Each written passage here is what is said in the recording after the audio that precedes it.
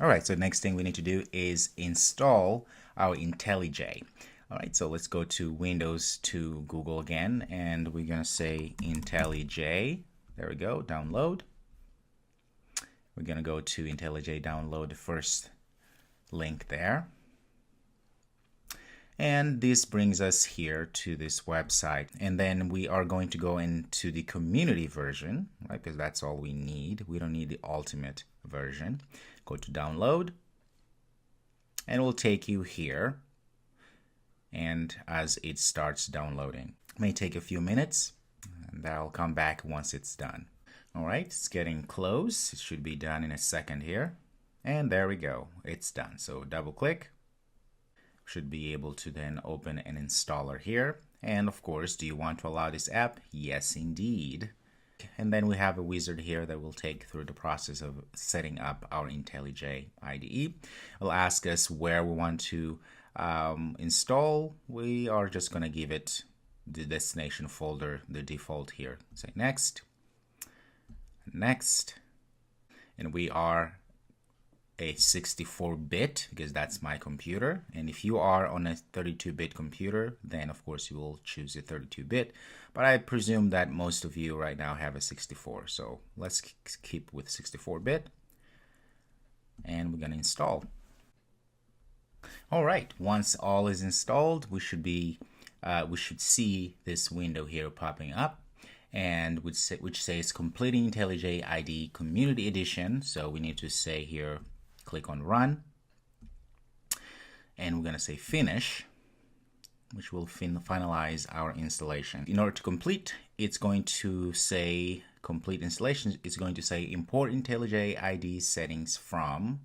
If you already had IntelliJ installed on your computer before, which I doubt you had, if this is your first time programming or installing IntelliJ, we're just going to say do not import settings. Okay, so go like that. And then we have to accept some licensing there. And there we go. So now we are in this page here where we can set the user interface, the theme. Okay, as you can see to the left here, we have the IntelliJ, which has a white background. And to the right, we have the Dracula. If you click on that one, it's going to look like this. I personally like the Dracula because it's good. They say it's good for, it's easier on the eyes. But if you prefer to have this theme here, this white one, go for it. So I'll just go and choose Dracula. In this case here, I'm just going to go ahead and say skip, remain, and set defaults like that. And you will notice the IntelliJ now is running. Give it a few seconds. And there we go. So we're going to click on the create new project. Because it's the first time, we need to actually set where our SDK, or in this case our Java SDK, is installed, right? Say new, and we'll need to go to where we installed our JDK. So it's under program files. Let's see, there's Java there and our JDK. So highlight JDK, okay, very important. And you can see here at the top, it gives us the path. So we're in the right place, say okay. Once it's there, we'll go say next. In this case here, we are just going to go ahead and say next. Allow us to create a new project. In this case, we're going to say hello world. We say finish, and we should have a new project popping up in a second here. Always IntelliJ has this pop-up thing that happens. They call it tip of the day. So if you don't want this to show up on startup, just go ahead and click there, okay, and check it and say close. And there we go. Now we have our hello world application. So if you go to source, it takes a few minutes. As you can see at the bottom here, it says indexing. So give it a time. So in this case here, it created our project, and you notice here you had to click on the hello world and go to source for this to open. And then under source here, this is where we're going to put all of our Java classes and all of the stuff. So for now, what we're going to do, we're going to right click, say new. We're going to add a new package. Okay, we're just going to say hello. And inside of that package, we're going to right click, say new.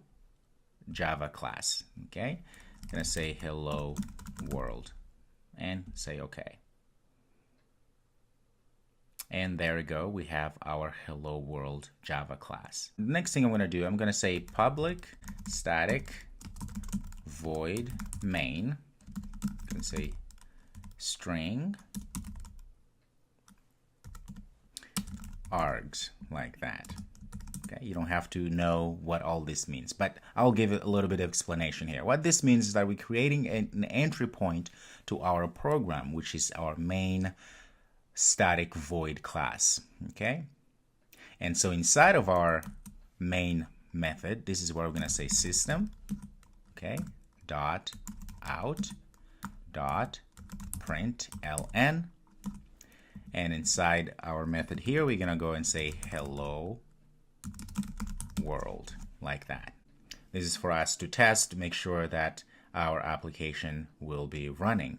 And once we have that done, we can just go ahead and click on run at the top here and say run, and say run hello world.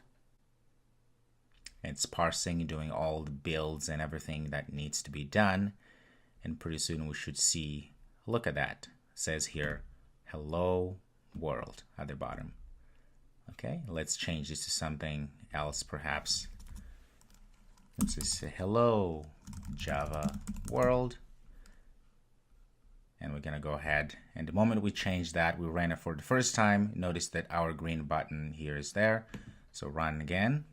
We should see the output at the bottom here in our console to say exactly what we wrote at the top here. Hello Java world.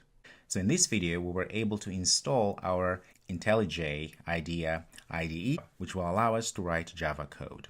This means that your development machine environment is now set up for some fun coding. Perfect. I'll see you in the next video.